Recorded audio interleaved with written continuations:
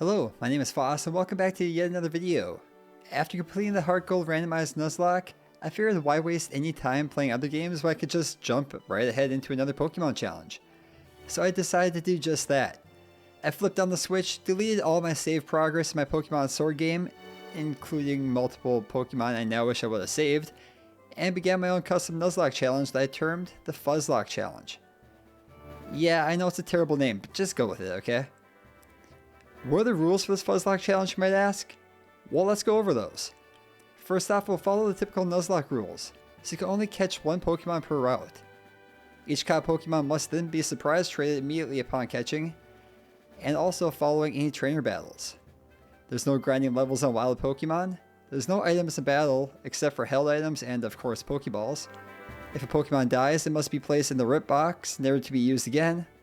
We're also playing with the duplicate clause. So any Pokemon on my team or in the box cannot be kept on my team if we receive it again from a surprise trade, including Pokemon in the same evolution line. So for example, if I already have Charmander on the team and I get another Charmander in a trade, I'll have to get rid of that Charmander by surprise trading it yet again. And last but not least, if we white out, the game is over and we have to restart the run. To beat the game, we must defeat Leon in the Champions Cup for this run to be actually considered over. Yeah, you might say there are a few rules to this one, but it's going to be a fun one nonetheless. So with that, I chose my character, gave him a nickname, and proceeded to sit through the longest intro to a Pokemon game yet, as we were introduced to a gentleman who is definitely not a big part of this game whatsoever. Oh, and we're also introduced to the first ever Gigantamax Pokemon. That's kinda cool. As the intro continues, please remember to let me know what you think of this video in the comments below. My last Pokemon Challenge video did not get that much viewership at all, so if you have the chance, go check that one out as well. Also leave a thumbs up and subscribe for more videos like this in the near future. But with all that out of the way, let's get into the actual game. Like every new start to a Pokemon game, we added our first buddy to the team right at the get-go. We all know the fire Pokemon are the best, so I chose Scorbunny, but made sure that it knew exactly what its destiny was by naming it Trade Bait.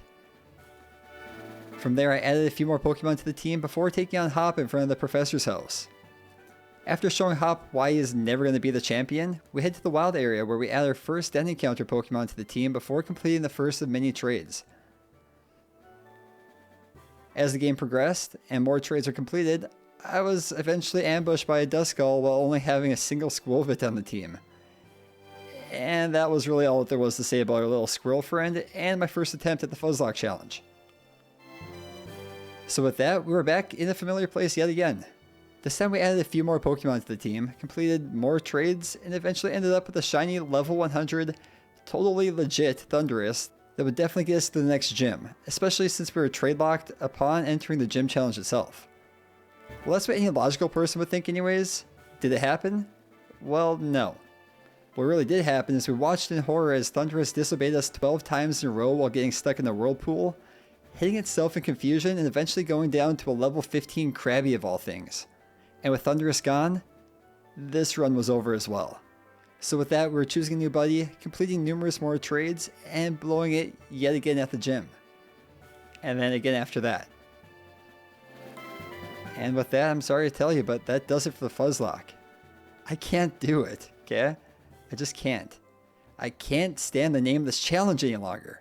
So that being said, I renamed it the Extreme Surprise Lock instead. And with that important detail out of the way, we were off to our first ever run of the Extreme Surprise Lock. We restarted from square one, trusting once more in the power of Scorbunny. We continued to make questionable decisions in the Slumbering Weald, wink wink, caught a few Pokemon, destroyed Hop yet again, and then proceeded on to where we could finally start trading in the wild area. We would hate to let anyone get too comfortable on the team, so Scorbunny left during the first of many trades. From there we headed to the dens in the wild area, which are a great place to farm XP candies and rare candies, which are a great way to quickly level up the team, especially since I can't do any wild battles. After adding Hoo-Hoot to the team by battling it with a level 1 Dreepy, I took the time to catch a few more Pokemon and complete a few more trades before heading into the first major battle. And like reasonable children, we decided that the main lobby of this hotel would be a great place for a Pokemon battle, so we did just that. After showing a couple Team Yellow members that maybe now is a good time to shut up, I headed off to bed to get a good night's rest before taking on the adventures that lie ahead. The next day we were introduced to the chairman of the region, Rose, who, like I said before, will likely not play any large role in this game whatsoever. Shortly after that, I demonstrated to Hop why he should just give up now and save himself some embarrassment. From there, I completed a few more trades before heading into route number 3 and the Galar Mine to add a few more Pokemon to the trading block. Well, actually I only added a single Pokemon to the team since I accidentally killed Diglett instead of catching it. I do want to mention that there's a lot of battles here that I'm going to skip, just for the sake of time. Trust me, having all these battles in there, even sped up at 5 times speed, left me with like 3 hours of gameplay. I can't even listen to myself for that long. I would hate to make you guys suffer through that as well. So that being said, after numerous battles, we were onto some trades that eventually brought us to the following team before we took on Bede for the first time. With any Pokemon over level 20 likely to disobey me, I really had limited choices here. So I decided to put Dreepy up front before heading into the battle for the first time, and I hope for the best. I led off with Dreepy so that I could trade it right away after the battle. I quickly switched out to Gourgeist, who takes the confusion immediately. I answer with a single Razor Leaf to finish off Solosis. Gothita is up next, and Gourgeist decides to disobey and gets tickled by Gothita for doing so.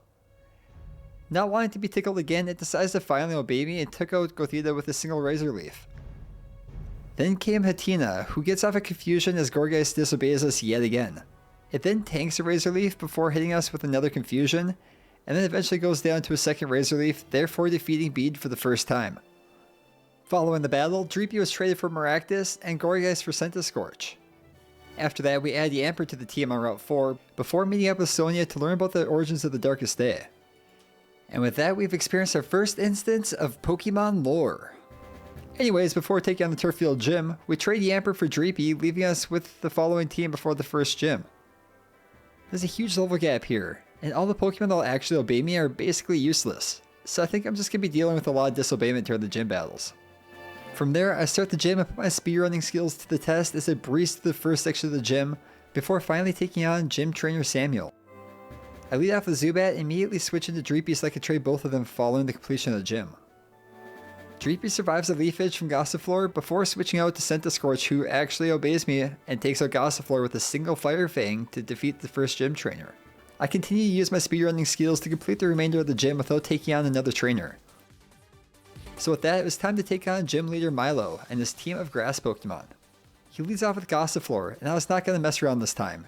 So I go to Centiskorch, who disobeys me immediately prior to taking a Rapid Spin for a big 4 damage.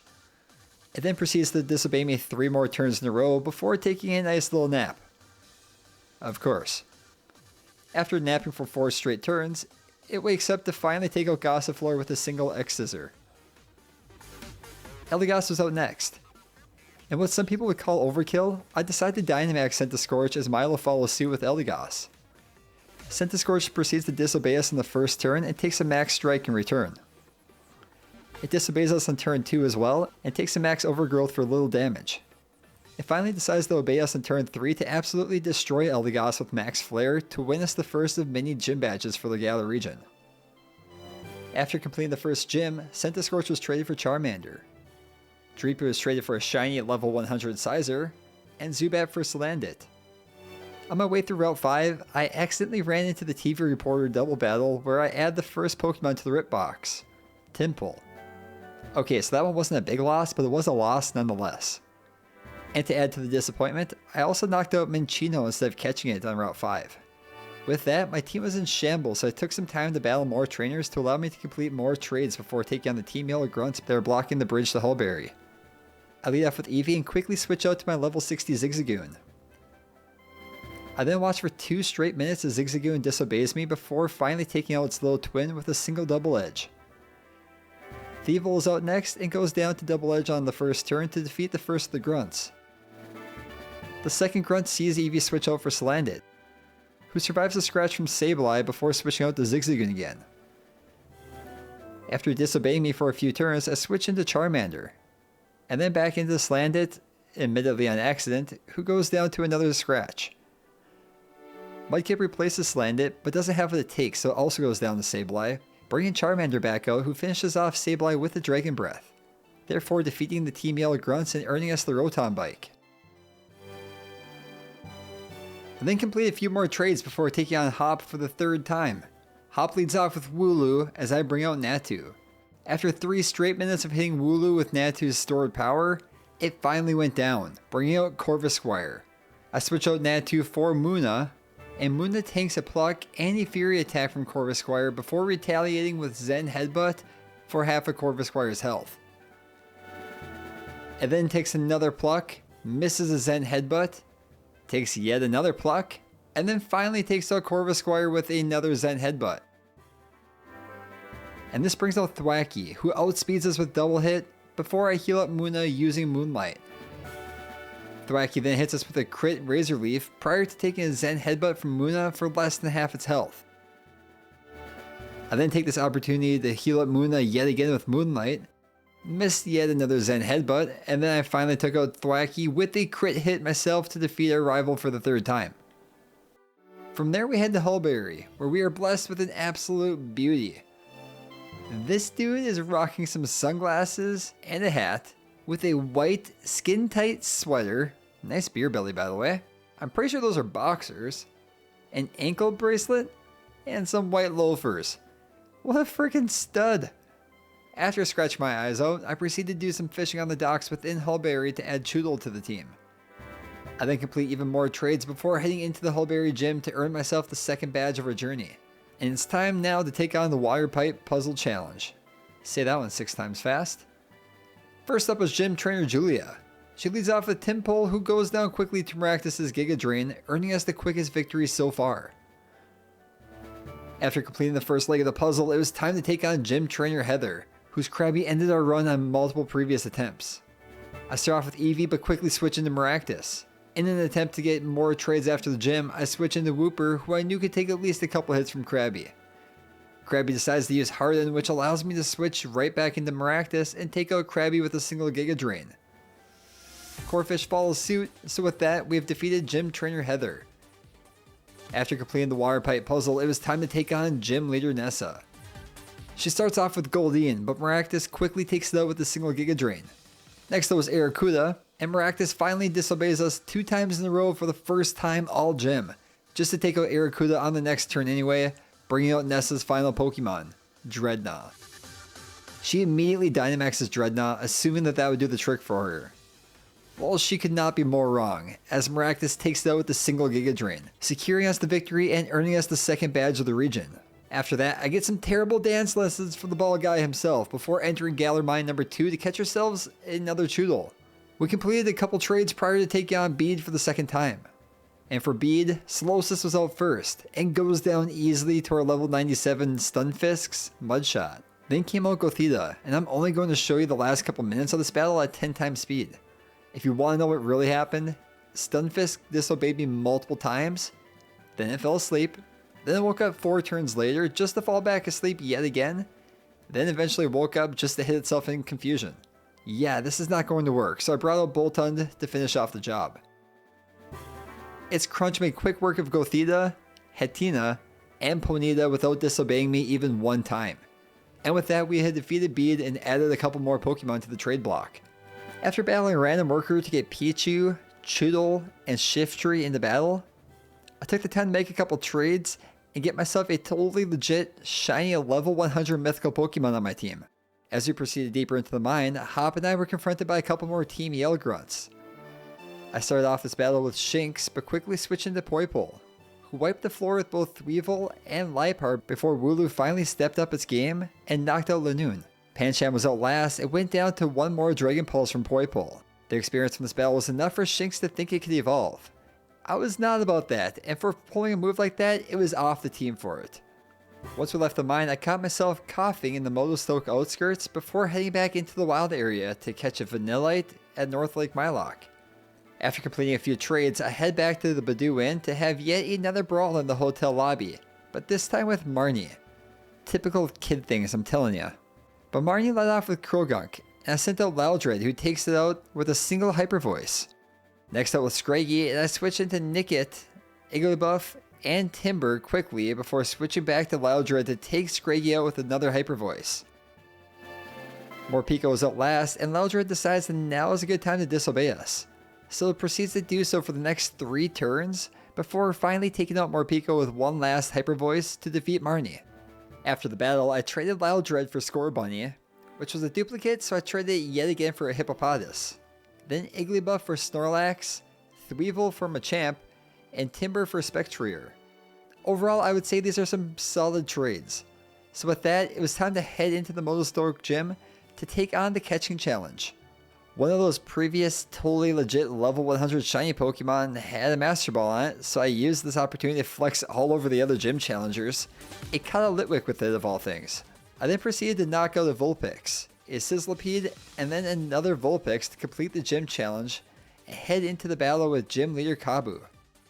Kabu led off with Ninetales, and I sent out Machamp. Ninetales outsped and hit Machamp with an Ember. But Machamp retaliates with a crit hit Vital Throw to bring his HP to less than half. Ninetales gets off one more Ember before finally going down to a low sweep. Arcanine was out next. I was worried about this one, so I took this opportunity to Dynamax Machamp and hit it with Max Knuckle, which did next to nothing. Arcanine traps us with the Flame Wheel for some decent damage before Machamp hits it with a Max Darkness, bring it down to 1 HP. I then misclick on Max Guard as Arcanine hits us with another 2 Flame Wheels to bring us to red health. Machamp finally finishes off with another low sweep to bring out Kabu's final Pokemon, Centiskorch.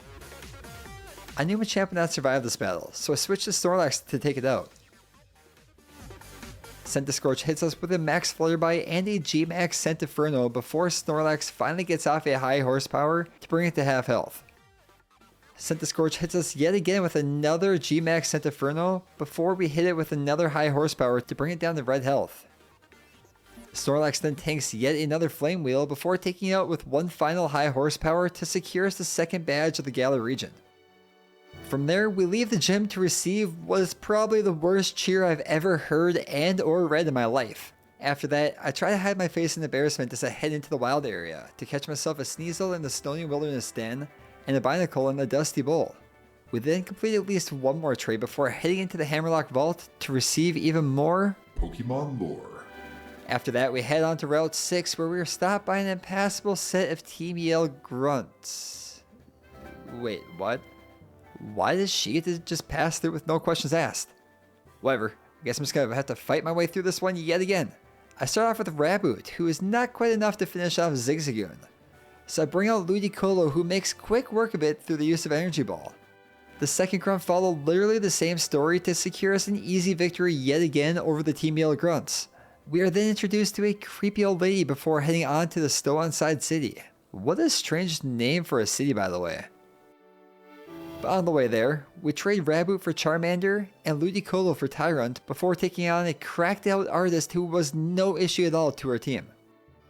We then finally made it to Stow-on-Side where it's time to take on Hop yet again. He leads off with Cramorant as I send out Eevee.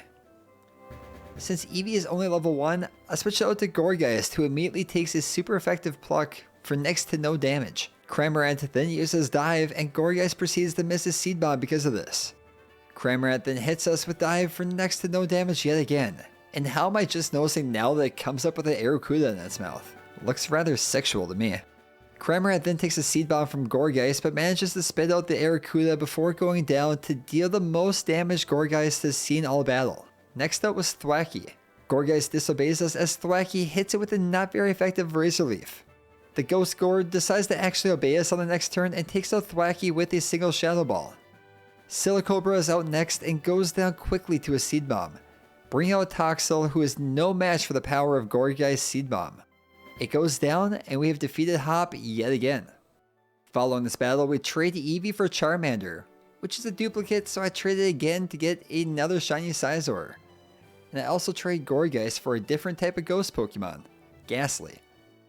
From there, it was time to take on the Stow-on-Side Gym. This is an annoying challenge that makes me look like I'm performing an explicit activity while attempting to meander my way through this maze. I fight Gym Trainer Ian first and quickly rotate through Pancham and Ghastly before finally bringing out Tyrant. Wait, how am I just now realizing that this was actually a shiny Pokemon? Kinda wish I would have kept it now, whoops. I don't think I even noticed that through my playthrough. Huh. Well, after a few turns, Tyrant is binded and therefore stuck in battle and eventually goes down to Beware's strength. I send out Spectrier, who finishes off Beware with Double Edge. Stuffle comes back out, and it is at this point the Spectrier tries its best to die so that it can no longer be on my team. Little does it know though, it will be off the team regardless of the outcome of this battle. After nearly knocking itself out in confusion, I decided to switch out to Ghastly again. I hit it with Curse and allowed that to knock it out after a very weak payback to finally finish off the first trainer of the gym. And all the experience earned from this battle helped Ghastly evolve into Haunter. The next two trainers were an easy sweep with Haunter since nobody could hit it due to only having fighting and normal type moves. So that brings us to gym leader Bia. I had healed up Spectrier outside of battle and decided to lead with it since it is also a ghost type.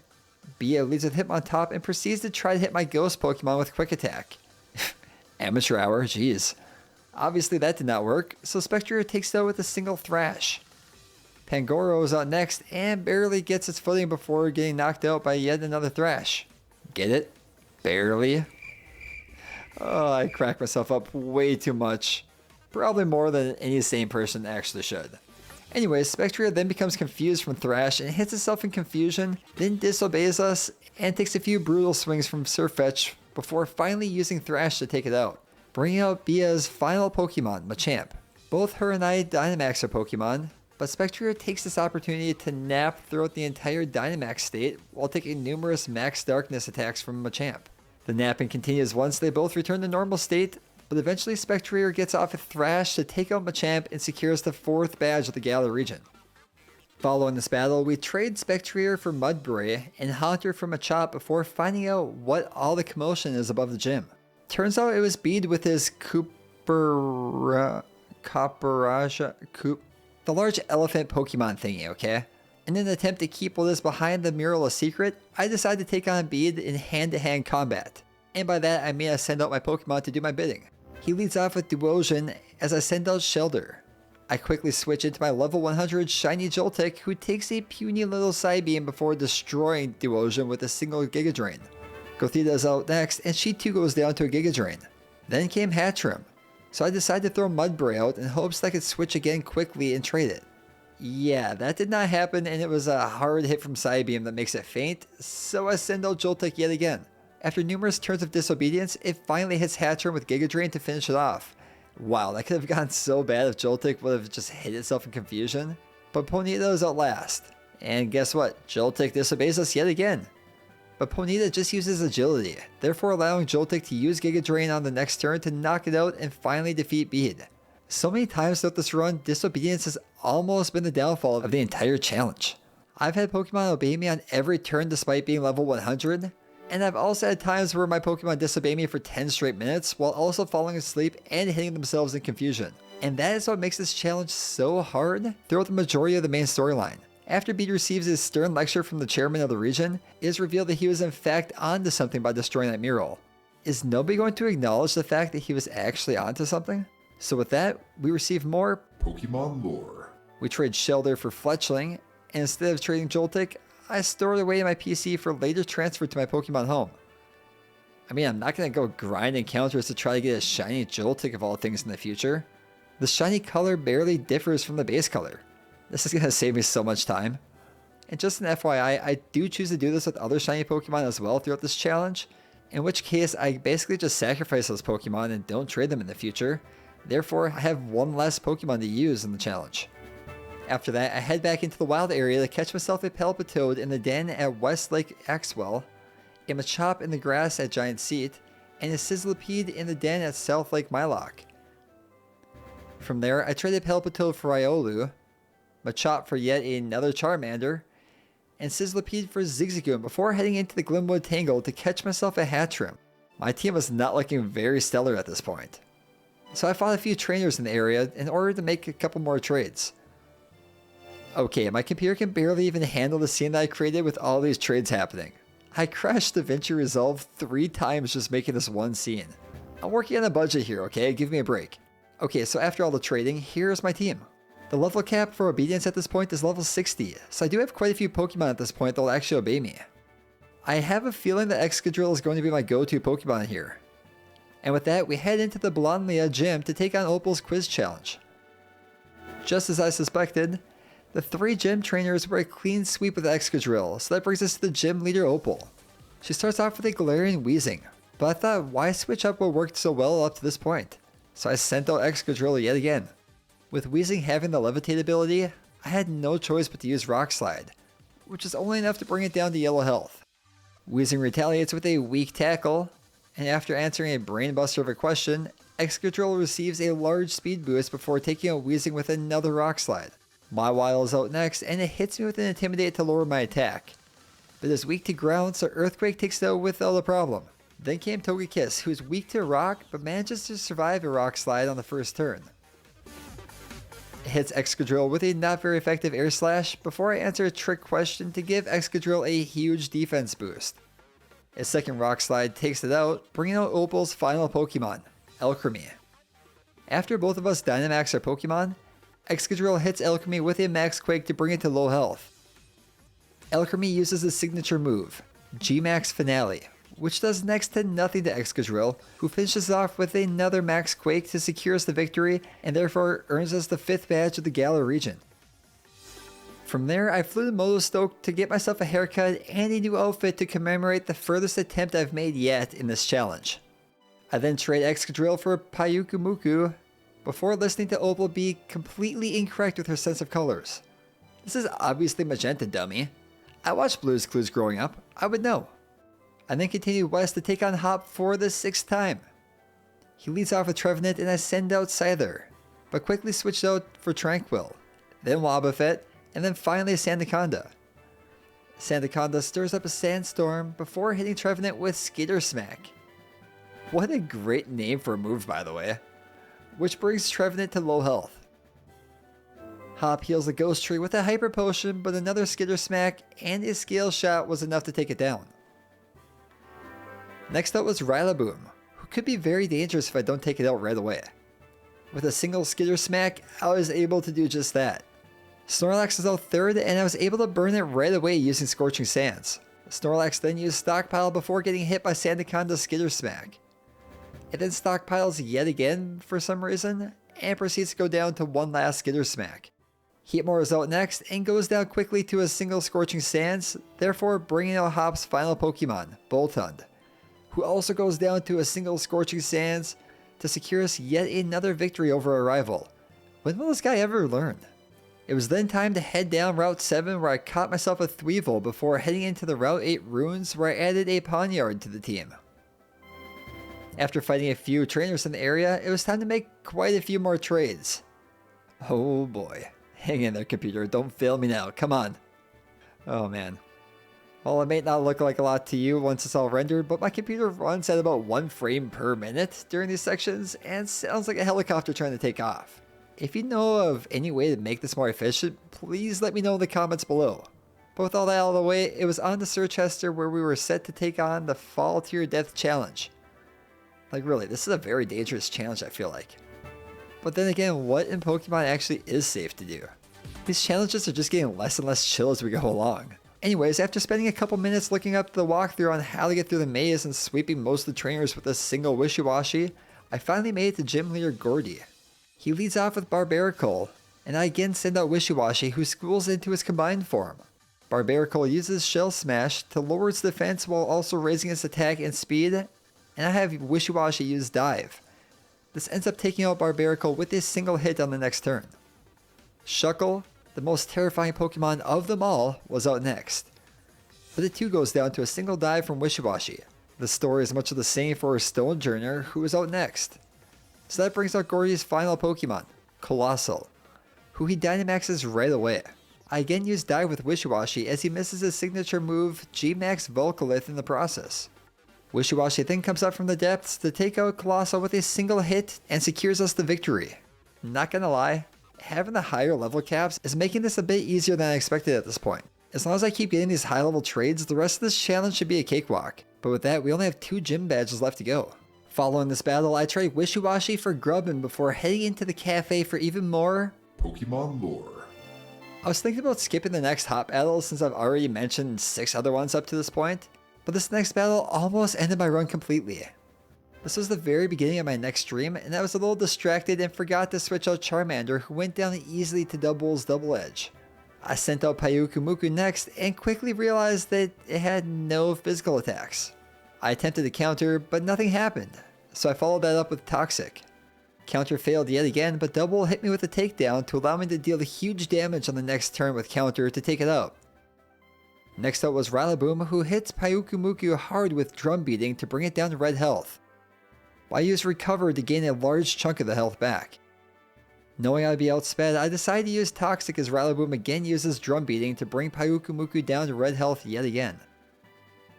I then switched to my level 50 Kirlia, who takes huge damage from Drum Beating, so I switched yet again into Drifblim. Drifblim takes a couple Drum Beatings without any issue before finally getting off a Gust to bring Rylaboom down to low health. The poison from Toxic then finishes it off, bringing out Snorlax. I put my trust into the level 100 Sizer at this point, but it proceeds to disobey me numerous times in a row until it finally takes out Snorlax with Bullet Punch. Thankfully for me, it was hailing throughout this entire battle, because I'm not sure if Bullet Punch would have been enough to take out Snorlax on its own. Corviknight is out next, and my best option was to hit it with Superpower. But it outspeeds Sizer and takes it out with the Drill Peck. I sent Drifblim back out at this point, and it was luckily able to outspeed Corviknight and get off a Destiny Bomb before it takes me out, therefore dragging Corviknight down with it. I sent out Pyukumuku as Hop sends out Pincurchin. Luckily I'm able to get off a Recover before Hop is able to hit me with Spark, which brings Pyukumuku down to yellow HP. I get off another Recover as Hop uses Curse, allowing me to use Toxic to poison Pincurchin at this point. He proceeds to Curse yet again, allowing me to recover once more. He then hits Pyukumuku with Spark and paralyzes it in the process. This is not looking good at this point. Pyukumuku fights through paralysis for 4 straight turns, allowing me to recover each time. Hop heals Pincurchin back to full health with a Hyper Potion, and at this point I thought it was over. But he proceeds to use Curse yet again and takes huge damage from the poison in the process. Anticipating another Spark, I decided to attempt to use Counter on the next turn instead. I read this correctly, but ended up being paralyzed this turn, so I did not get the move off. Luckily for me, a little help from Hail and the poison from Toxic were finally enough to take out Pincurchin and secure us the victory. This fight took up the first 25 minutes of my stream this day, and had me absolutely sweating afterwards. I needed a little break after all that stress, so I head to the wild area to add even more Pokemon to the team. I caught Maractus at Bridge Field and Scirappi at Giant's Mirror. I then head back to Route 9 to catch Marini and continue on to Spikemuth. Assuming that this was a new area, being that there's no longer snow and everything, I caught myself a Clobbopus. I didn't even realize that this was the same route until I was doing all this editing for the video. Overall, I think it had no impact on the actual challenge itself, but still it's a little whoopsie on my part. But from there I completed a few trades before taking on Marnie just outside of Spikemuth. She leads off with Liepard and I start with Togepi, but quickly switch out to my shiny level 100 Venusaur, who quickly wipes the remainder of her team without any issue whatsoever. After trading Togepi for Eevee and Venusaur for Dreepy, it was time to take on the Spikemuth Team Yell Gym Challenge. I got the majority of the team into at least one of the numerous team battles that occur within the gym. Doing so will allow me to trade all these Pokemon after I complete the gym. But then it was on to Gym Leader Piers. He leads off with Scrafty and I send out Heatmore. Scrafty gets off a Fake Out, so I flinch on turn 1. Heatmore then gets off a Fire Lash, which only does minimal damage to Scrafty. It then takes a Payback for big damage before getting off a Slash that still doesn't really cut it. Yeah, I know that's a terrible joke. So after taking a break, I switch out to Gyarados. It takes 2 Dragon Dance boosts to Hydro Pumps to finally take Scrafty down. I can't believe it's actually that hard to take out Scrafty. But next up was Malamar, and I switch out Gyarados for Landorus.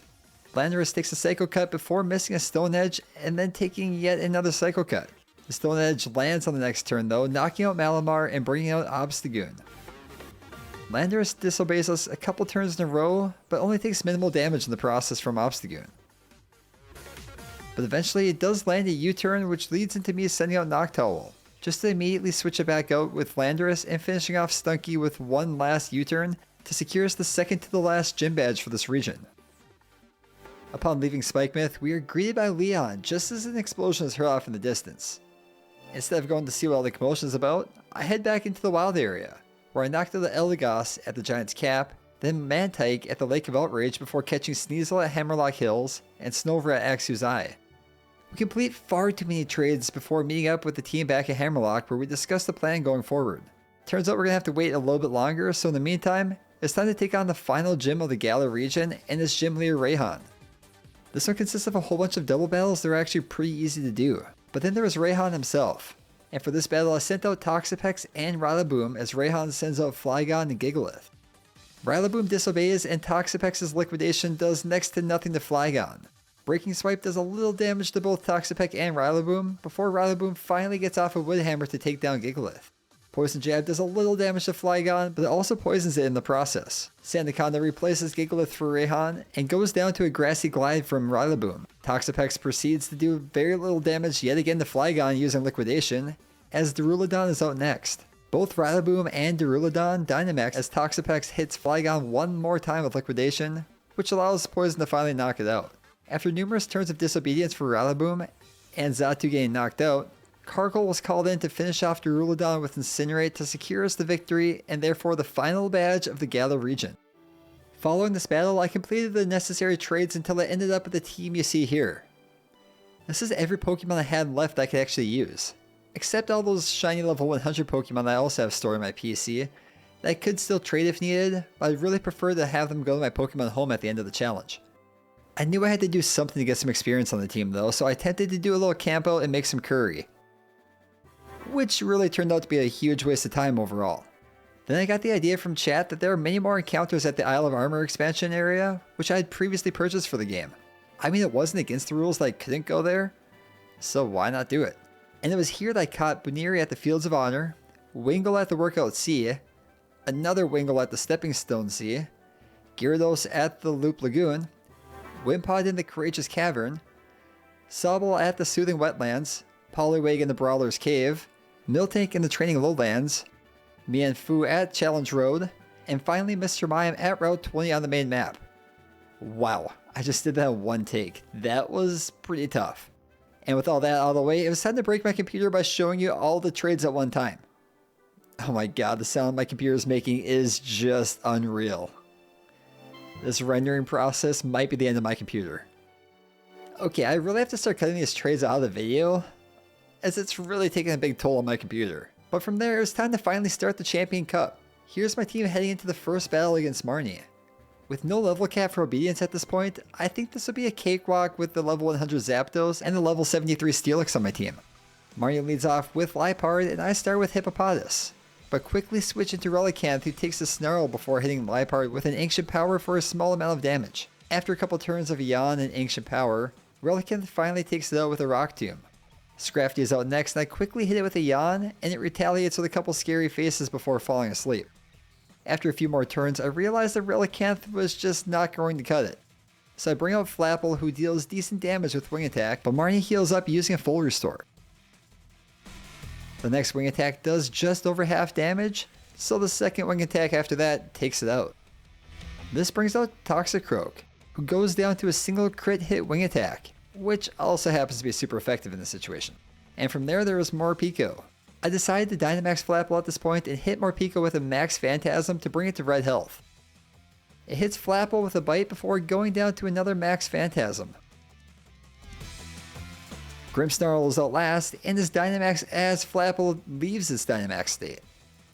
A single Starfall from Grimmsnarl is enough to take out Flapple with a single shot, so I bring out Steelix, who takes a G-Max Snooze, hits for decent damage with Stone Edge itself, and then takes another G-Max Snooze before digging and finally taking out Grimmsnarl to secure us the victory, which is the first victory of the Champions Cup. After numerous trades, this is what my team looked like going into the next battle against Hop. I still have Zapdos on my side, but I also added another level 100 Arctivish to the team, so I think I will be just fine going into this one. Hop leads off with Double, and I send out Coughing, who I quickly switch out to Glalie. A Zen Headbutt from Double does little damage as Glalie hits hard with Blizzard to bring it to red health. Double then uses Body Slam before being healed to full health by a full restore. Glalie then freezes Double with a Freeze Dry, and then proceeds to finish it off with one more, so Snorlax is out next. I freeze Snorlax with another Freeze Dry, but it thaws quickly, and luckily misses a Hammer Arm. After that, Blizzard does nothing at all to Snorlax, but a Hammer Arm does huge damage to Glalie, so I bring out Zapdos instead. Zapdos' peck easily takes out Snorlax, so Pinkerton is out next. It takes a couple pecks before finally going down, bringing out Corviknight. After a peck for decent damage, I Dynamax Zapdos to take out Corviknight with a Max Airstream. So Hop is left with only one Pokemon remaining, and that was Rylaboom. Despite Dynamaxing, Rylaboom was not a match for Zapdos' max Airstream and goes down to a single shot, securing us the second victory of the Champion Cup and our final victory over our rival. After listening to literally everybody mention how bad Hop was at life, it was time to take on the team of Oleana's grunts who held the key to the Rose Tower. I tracked down the grunt 3 times and each time he somehow had a whole new team of Pokemon. I eventually defeated him and gained access to the Rose Tower itself. With a little assistance from Hop, and I really do mean a little assistance, we defeated numerous grunts before reaching the top of the tower where it was time to take on Oleana herself. She leads off with Frostlass, who eventually goes down to Heatmore's Fire Spin and the damage that occurred for the next 2 turns after that. Milotic was out next and Heatmore stood no chance, so I switched into Regidrago. Regidrago hits Milotic 2 times a Scale Shot to bring it down, so Salazzle's out next. A single Scale Shot was all that was needed from Regidrago to bring it down. Then came Serena, who stood no chance against Regidrago's Fire Fang, and at this point all that Oleana had left on her team was a bunch of trash. Like literally, trash. She Dynamaxes Garbodor, which is able to withstand a single Fire Fang before hitting Regidrago with a max Rockfall for okay damage at best. One more Fire Fang is all that it took to take down Garbodor and defeat the Psycho Lady herself. We then proceed to find the clueless Leon speaking to the chairman himself, and somehow neither of them even realized the huge battle that occurred like 50 feet away. And that's really all that there was to say about the Rose Tower. And acting like nothing happened, it was right back to the Champions Cup, where I take out the unofficial competitor / fairy gym leader, Bede, as well as Nessa, Bia, and Rayhan, all of whom were rather easy wins with the team I had. From there, I took a moment of silence to realize all the Pokemon that lost their lives throughout this whole challenge. It's a pretty long list overall, not gonna lie. But from there, it was time to take on Champion Leon himself. But who would have guessed it? The chairman turns out to be the evil guy. No way, who would have guessed? Literally everybody would have guessed that, okay? Literally everybody. But from there, Hop and I speed into the Slumbering Wheel to gather ourselves some rusty military gear before heading into the basement of the Hammerlock Gym to take on the chairman himself. And let's take a look at the team going into this fight. I feel like Chandelure is going to be a great option against Rose's team of Steel Pokemon, so I decided to lead with that one. It makes quick work of Excavalier with a single Inferno, bringing out Berserker. Berserker barely gets a second to breathe before going down to another Inferno. Klinkling is out next, so I Dynamax Chandelure, who takes an Assurance for a little bit of damage before taking it out with Max Flare. Ferrothorn is out next and goes down quickly to another Max Flare, bringing out Rose's final Pokemon, Cooperaya. I think I actually said it correctly this time, but if I didn't, please let me know below, because I really have no idea how to say this Pokemon's name. Anyways, Rose decides to Dynamax this thing, which does absolutely nothing as a single Max Flare is all that it takes to secure us the victory against the chairman himself. From there, I only had a couple big events remaining, and the first of which was taking on the legendary Pokemon Eternatus. My shiny level 100 Zorora handles Eternatus with ease, causing it to Gigantamax, which results in our Pokemon having no effect on it whatsoever. For once, Hop thinks on his feet and tries to give the oversized skeleton worm tetanus by using the rusty military gear that we had found earlier. But before he could go any further, Zacian and Zamazenta arrive. With their help, Zorora and Snorlax are able to take down Eternatus, and I was able to capture with a single Pokeball of all things. After way too many more trades, here's my team going into the final battle of the challenge against Champion Leon. And if you haven't played this game before, then you probably won't realize this, but you are unable to trade Eternatus. So of course with that I put it on my team, but I had no intention of using it anyways. I was going to be relying heavily on that level 100 Galarian Zapdos. So with that, make your bets on whether or not I can finish this challenge finally. Here we go. Leon leads off with Aegislash, and it stood no chance against the mighty power of Galarian Zapdos' Blaze Kick, and it goes down to a one-hit KO. Dragapult is out next, and I thought this would be a tough one, but it goes down easily to a couple hits from Dual Wing Beat. So Mr. Rhyme was out next. Being that Mr. Rhyme is weak to fire, Blaze Kick does a huge amount of damage and takes it out with a single shot. The story is much the same for the Haxorus who is out next, and goes down to a single Dual Wing Beat. Then there was Inteleon. To be safe, I Dynamax Zapdos before hitting Inteleon with a Max Airstream, which was plenty to take it out with a single shot. And with that, Leon was down to his last Pokemon, and his signature Pokemon, Charizard. He Dynamaxes Charizard, but that is not enough to withstand even a single max Airstream from Zapdos. It goes down easily, securing us the victory and completing the first ever Extreme Surprise Lock challenge. Yeah, I totally lost the Fuzzlock challenge, okay? Everyone knows that. But I beat the Extreme Surprise Lock challenge on my first attempt. Look it up. Wow, that was a tough one. There were numerous stressful moments throughout the game, and I was one unlucky move away from restarting the run on multiple occasions. But that's gonna do it for today's video. If you enjoyed this video, please let me know in the comments below. Also remember to leave a thumbs up and subscribe for more videos like this in the near future. Also come join me over on Twitch, link in the description below. I'm currently at the Elite Four of my Oddish Only run in Fire Red, and highlights of that should be going up on my channel in the next couple weeks. Oh, and also keep an eye out for my next challenge, which should go up before the Oddish Only run, as I take on another Randomizer Nuzlocke in Alpha Sapphire. That was another challenge I completed over on my Twitch channel recently. So if you want to watch the action live as it happens, come check me out on Twitch on Tuesdays and Thursdays at 8 PM Central Time here in the United States. But that's going to do it for today's video. So remember, have a good night, and I'll catch you on the next one.